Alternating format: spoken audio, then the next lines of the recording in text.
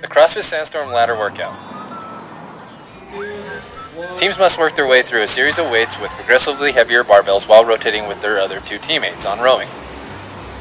Teammates will set a rotation and remain in that order. At the call of 3, 2, 1, go, the team will have 1 minute during which time 2 members must ground overhead the barbell and 2 members must row. After 1 minute is up, they will have 30 seconds to transition to the next weight in the series until the call of 3, 2, 1, go. Pair teammates who have successfully completed the lift and row within the 1 minute may advance to the next weight in the series. If an athlete does not make the lift or row within the 1 minute window, they will not advance to the next weight. The team must stay in order. They may not lift or row back to back. The athlete on the ground overhead may take as many attempts as necessary, time permitting. One pair of teammates may advance without the other.